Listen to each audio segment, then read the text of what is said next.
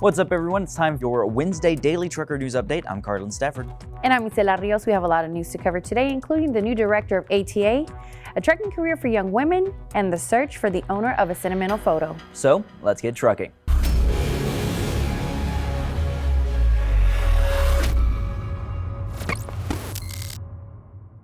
Daimler Trucks North America has issued a recall on more than 6,000 Freightliner Cascada and Western Star 4700 semi-trucks.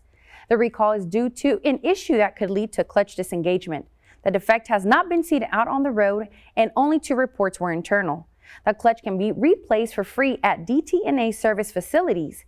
Dealers and owners will be notified of the new recall on May 22nd. Trucks with automated manual transmission with certain clutches between July 8th and December 14th of 2020 may also be affected. The NHTSA recall number is 21V-209. John Eisen is taking over as the director of the Intermodal Motor Carriers Conference. Eisen recently served as the Senior VP of Government Relations for the International Food Service and also has a background in government affairs. Eisen says he is looking forward to his new position. You know, Isela, it's awesome to see a lot of these people with different backgrounds kind of become part of the trucking industry, especially with the government regulations. I know that's kind of a big topic for a lot of drivers. Yes, it is. It's exciting, but hey, I mean, you never know. You got to try something different. That's right. To Big see congrats. if it works. Yeah. A woman in Idaho is now facing felony charges for domestic battery inflicting traumatic injury. So let me explain.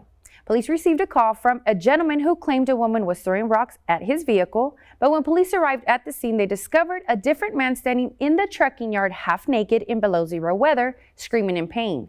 He explained to officers he was asleep in the sleeper berth of Crystal Allery when she tried to drive her truck while under the influence of alcohol, and he refused to let her get behind the wheel. She sprayed the man on the head and shoulders with bear spray. She then fled the scene and was later found by officers at a nearby truck stop where she claimed the gentleman tried to strangle her. Officers found no signs of the struggle. Allery was booked into the Boonville County Jail and now has a $10,000 bond. Well, we've been told vegetables are an important part of a healthy diet, but I don't think they meant these next vegetables. A shipment of broccoli coming from Mexico was sent for secondary inspection when agents discovered 64 packages weighing 421 pounds with over $8 million worth of methamphetamine. The drugs were seized at the Pharr International Bridge Cargo Facility in where else but Pharr, Texas. Thanks to high-tech equipment and the teamwork of officers, the shipment never made it across the border. You know, we've been running a lot of stories lately about these big meth shipments that have been caught at the border. Just a good thing they've been caught. Yes, I don't think those veggies were even edible. No, yeah, probably. I mean, I'm sure they are edible, but you probably don't want to eat them. I don't think I want them. I love hearing about women who join the industry and succeed and who also share their stories to help other women. Katrina Daly, a young single mom of 3, joined the trucking industry in 2016. She now runs her own trucking company along with Legacy Truck Driving Academy out of Rock Mount, North Carolina. The business is also launching a nonprofit called Her Legacy, aimed to providing more opportunities for single moms to join the industry. She hopes to change the negative perceptions that women may have about the trucking industry and prove that it is a successful career path for moms. One of her first students, a single mom of 4 who was working long hours at a convenience store, jumped at the opportunity, is now working a steady driving job with dependable pay, vacation time, and benefits.